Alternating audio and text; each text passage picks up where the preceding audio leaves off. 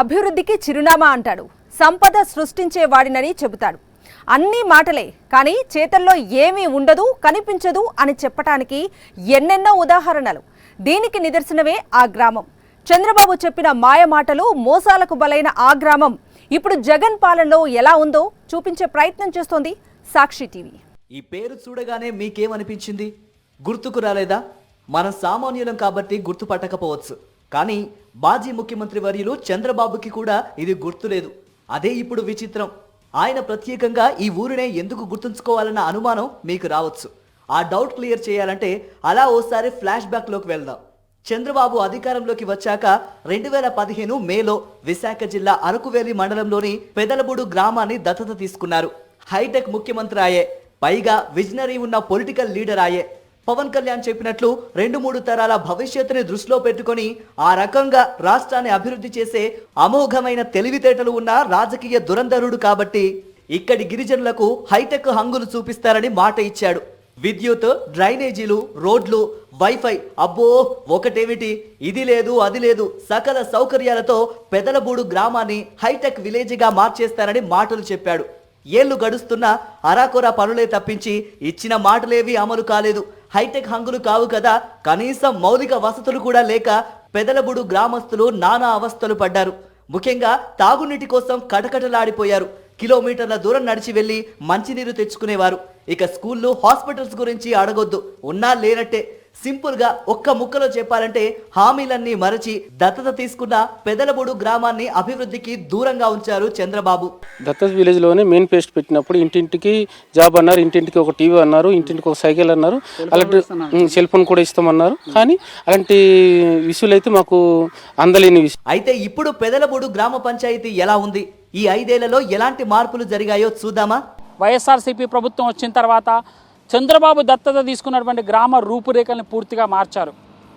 2014లో ఈ గ్రామం ఎలా ఉండేది, 2019 తర్వాత ఎలా మారిందో తెలుసుకునేటువంటి ప్రయత్నం చేద్దాం. మనం పెదలబూడు గ్రామంలోకి వెళ్ళబోతున్నాం. అక్కడ అభివృద్ధి కార్యక్రమాల గురించి తెలుసుకునేటువంటి ప్రయత్నం చేద్దాం.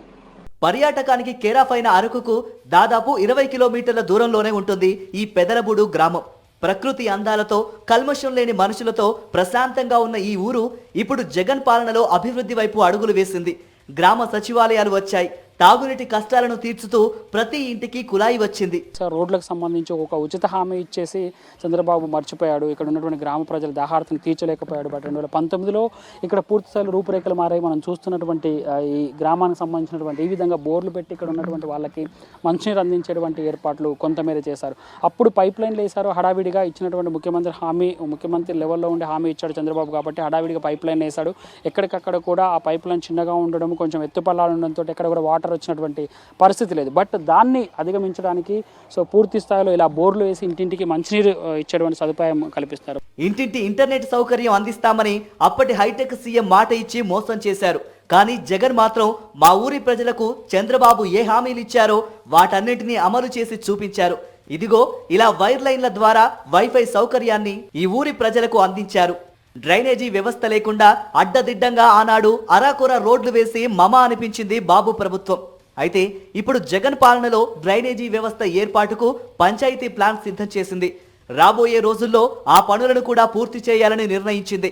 మౌలిక వసతులతో పాటు ప్రతి గడపకు సంక్షేమాన్ని, వైద్యాన్ని అందిస్తూ గ్రామ స్వరాజ్యానికి ప్రతీకగా నిలుస్తోంది. చంద్రబాబు నాయుడు ఉన్నప్పుడు కొద్దిగా లేదు, ఇప్పుడైతే పర్లేదు.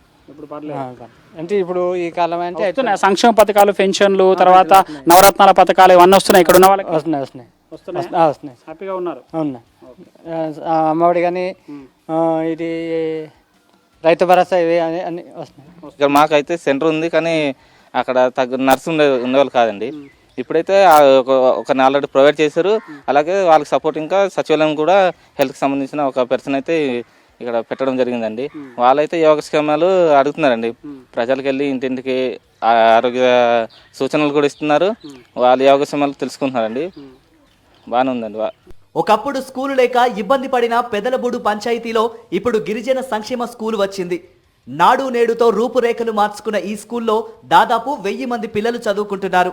ఒక 2 నెలల ముందు నుంచి మనకి ఈ రూపురేఖలు మారడం కానీ ఈ స్టైల్స్ కానీ ఆ రోడ్డు కానీ ఇది చూడండి సీసీ రోడ్డు కానీ మారడము అంటే లాక్డౌన్కి ముందు అంటే జగన్మోహన్ రెడ్డి సీఎం అయి సంవత్సరంన్నర తర్వాత ఇవన్నీ మార్పులు వచ్చాయి.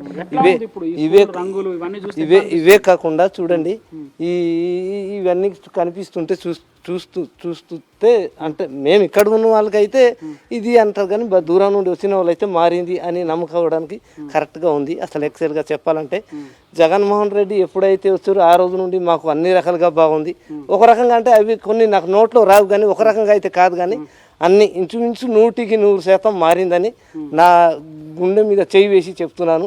దత్తత తీసుకున్న గ్రామాన్నే అభివృద్ధి చేయడం చేతకాని చంద్రబాబు రాష్ట్రాన్ని ఏం అభివృద్ధి చేస్తాడు, ఎలా సంపద సృష్టిస్తాడు, యువతకు ఏం చేస్తాడని ప్రశ్నిస్తున్నారు పెదలబూడు గ్రామస్తులే కాదు సొంత పార్టీ కార్యకర్తలు కూడా.